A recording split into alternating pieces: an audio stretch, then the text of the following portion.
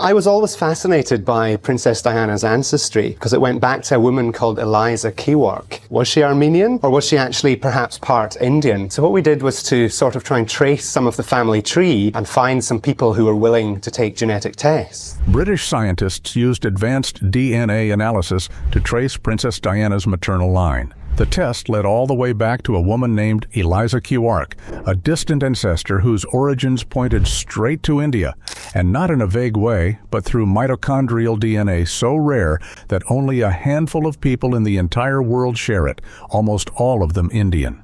Stay with me till the very end, because the deeper you go into this story, the more unbelievable it gets. And the final detail is the one that really makes the whole royal history feel completely different.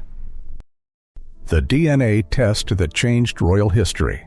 A very interesting part of the investigation started when scientists began to explain how the maternal line connected to Princess Diana was traced step by step, and the process sounded almost unbelievable at first. The work started when Britain's DNA collected saliva samples from 2 members of the royal family, although names were not made public. That alone made many people curious. Why would scientists need saliva samples just to study family history? The explanation was simple, but also fascinating. Inside saliva sits DNA, and DNA carries a record of ancestry that can go back hundreds of years if the right method is used. The research team decided to focus on mitochondrial DNA, and that choice raised another question. Why mitochondrial DNA and not regular DNA? Scientists explained that mitochondrial DNA travels only through the maternal line, moving from mother to child without mixing in the same way that normal DNA does.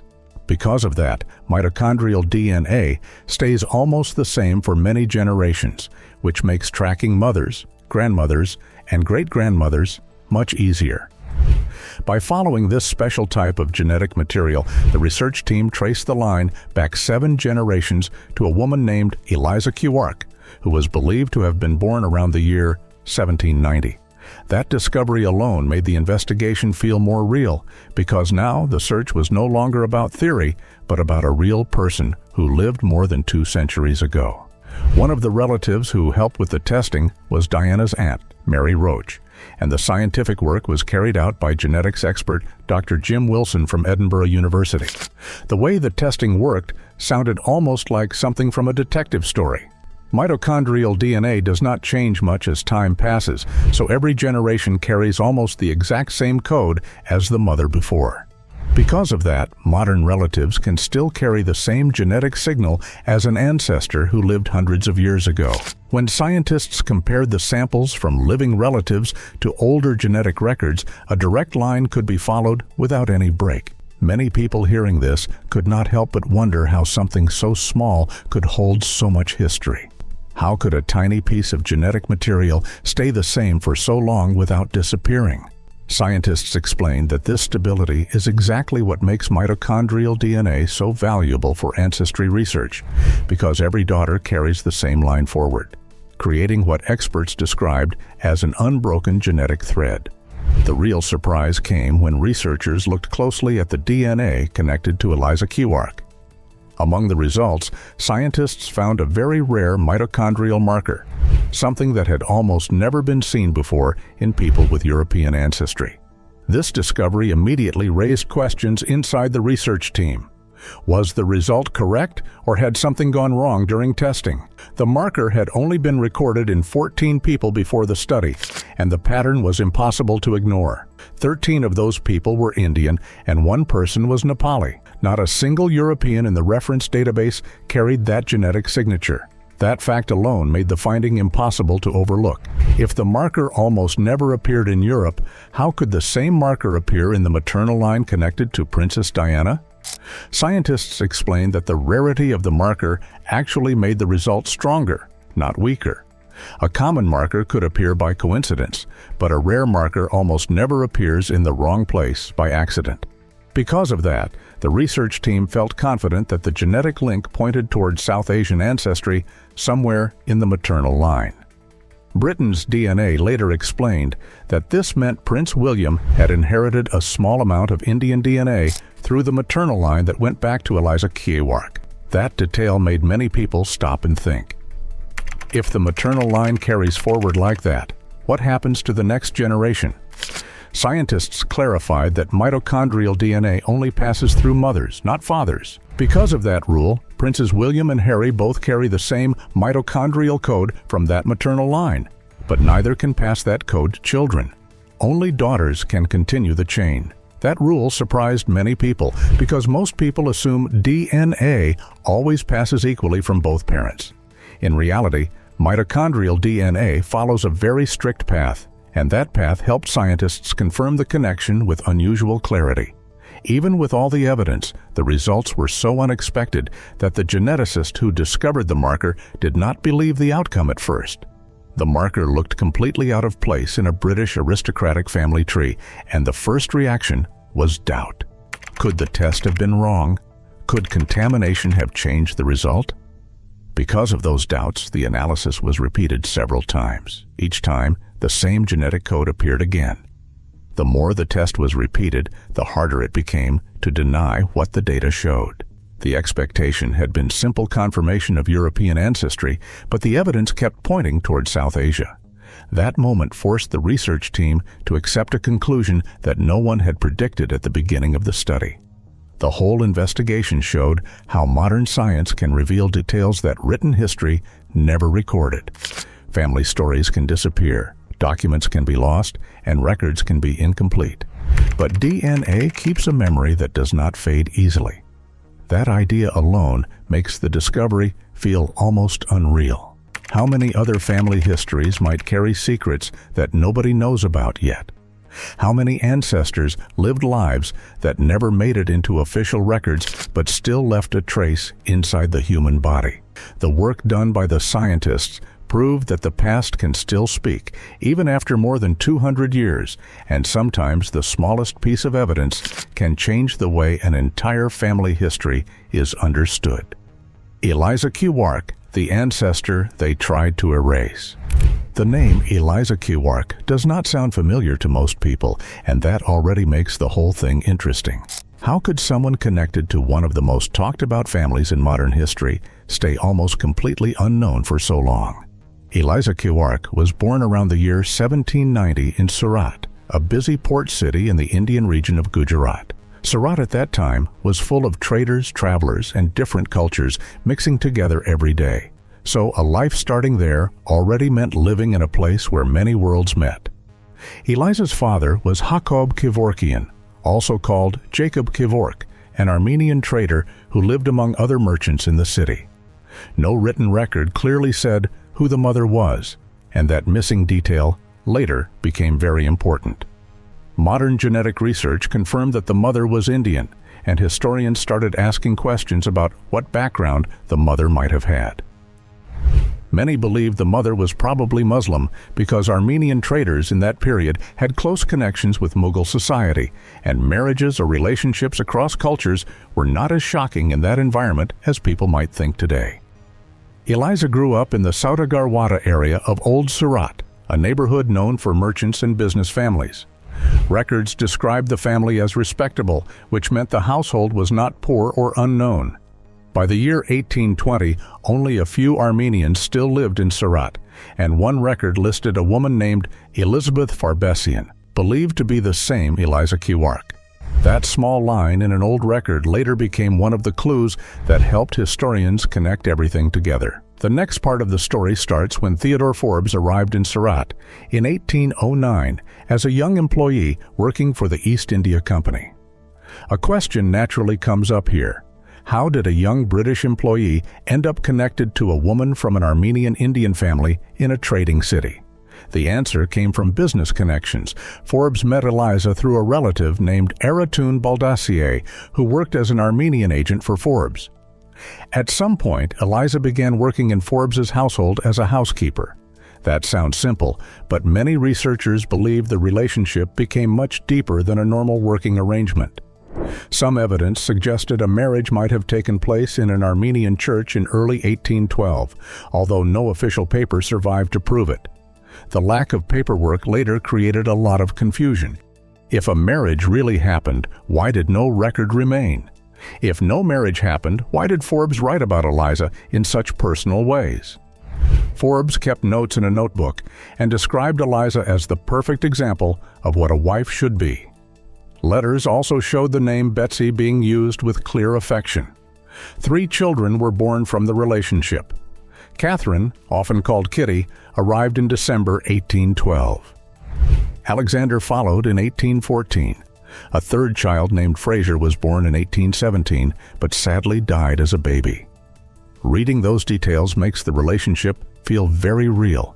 And another question comes to mind. If the bond looked so close, why did everything later fall apart? The answer connects to the way British society started changing during that time. In the early years of the East India Company, relationships between British men and local women were not rare. Over time, attitudes became stricter, and people in higher positions began worrying about reputation and social status. Forbes eventually left Surat and spent more time in Bombay, and during that period, Eliza and the children stayed behind. In August 1819, 6-year-old Kitty was sent to Scotland, which must have been a huge and painful separation. Not long after that, Forbes died in September 1820 while traveling on a ship called the Blendon Hall. The will left behind created even more questions. In the document, Eliza was not called a wife but a housekeeper, and the money given to Eliza was small compared to what the children received. Kitty was given a large amount as a natural daughter, and Alexander was given money with instructions to remain in India. Why would a man who once wrote loving words suddenly use such distant language in an official document? Many historians believe the answer had nothing to do with personal feelings and everything to do with social pressure. Years later, another layer of the story appeared when writers looked into family history connected to Princess Diana. According to research mentioned in the book The Real Diana by Lady Colin Campbell, family members knew about Eliza's background but chose not to speak openly about it. At that time, having mixed ancestry was considered worse than having a child outside marriage, which sounds strange today but reflected the thinking of that era. Because of that fear, the Indian part of Eliza's identity slowly disappeared from written records. Instead of being remembered as a woman with both Armenian and Indian roots, Eliza was described only as Armenian. That version of the story stayed in family history for generations. Even when Diana married Prince Charles, the older truth was still not widely known. Looking back now, the whole situation makes many people wonder how many other stories like this were hidden in the past. How many names were changed and how many lives were rewritten just to fit the rules of society at the time? The story of Eliza Kewark shows that history is not always about kings and queens alone. Sometimes the most important parts come from people who almost disappeared from the record, yet still left a mark that lasted for centuries. Why Diana's family hid this secret for 200 years. Life in Britain during the 1920s, 1930s, and 1940s carried a kind of social pressure that feels difficult to imagine today, especially when the topic turned to mixed-race relationships. Conversations at the time often sounded polite on the surface, yet strong prejudice sat underneath almost every opinion. Many people believed society had clear lines that should never be crossed, and once those lines were crossed, reputation could suffer for generations. Government guidance even warned British women against marrying Chinese, Hindu, Muslim, or black men, as if love itself needed official approval. That idea alone makes anyone stop and think for a moment. Why would a government feel the need to interfere in something as personal as marriage?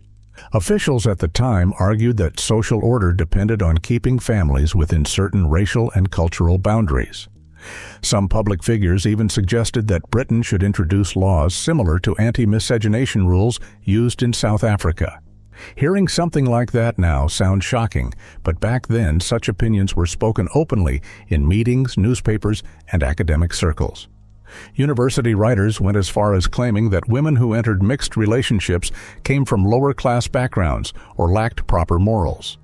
Even more disturbing, children born from those unions were often described as unfortunate or tragic, as if birth alone placed a permanent mark on identity.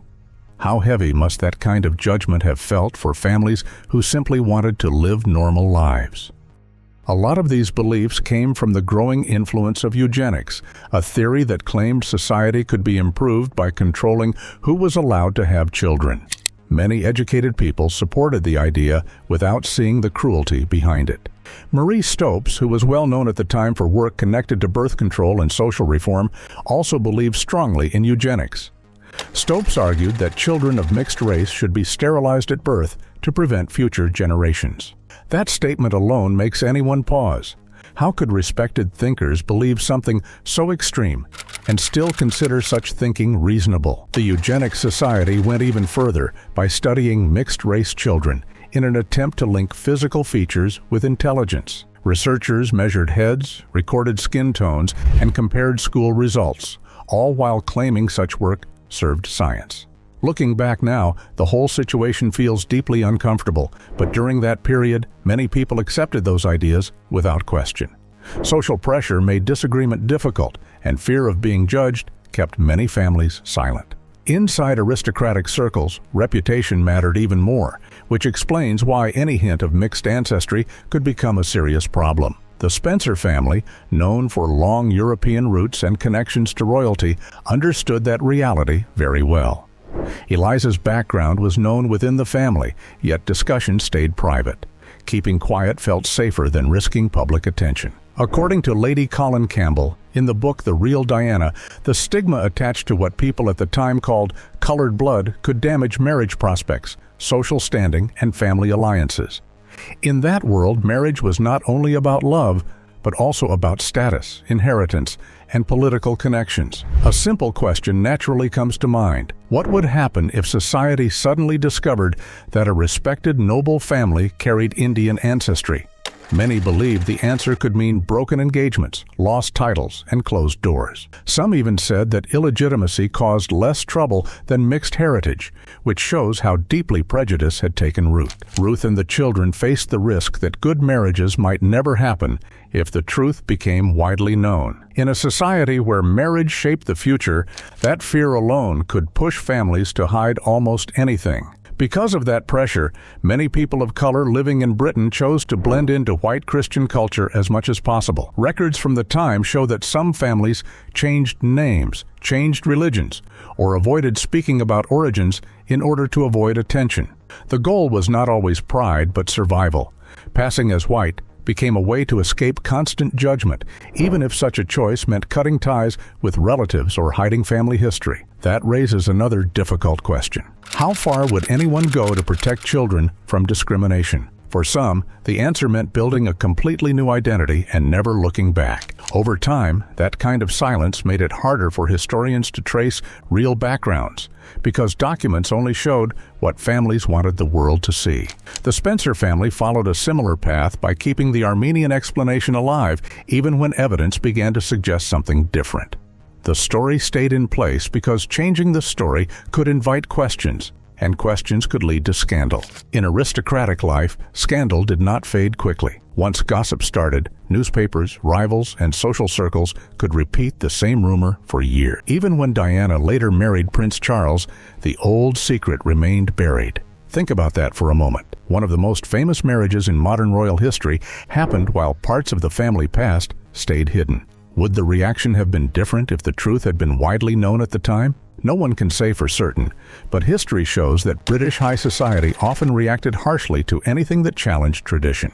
All of this shows how powerful social rules used to be and how strongly people believed in protecting family image. Love, identity, and personal history often had to stand behind reputation. Families learned to stay quiet, to adjust stories, and sometimes to live with secrets that lasted for generations. Looking back now, the whole situation feels difficult to understand. Yet at the time, many believed such behavior was necessary to survive in a world where one piece of information could change everything. And once that idea settles in the mind, another question naturally appears. How many other stories from that period stayed hidden simply because speaking the truth felt too risky? With this, we have come to the end of this video. Thanks for watching. If you enjoyed this video, do well to like, comment, and subscribe for more content. To enjoy more thrilling stories, click now on the following video that pops up on your screen.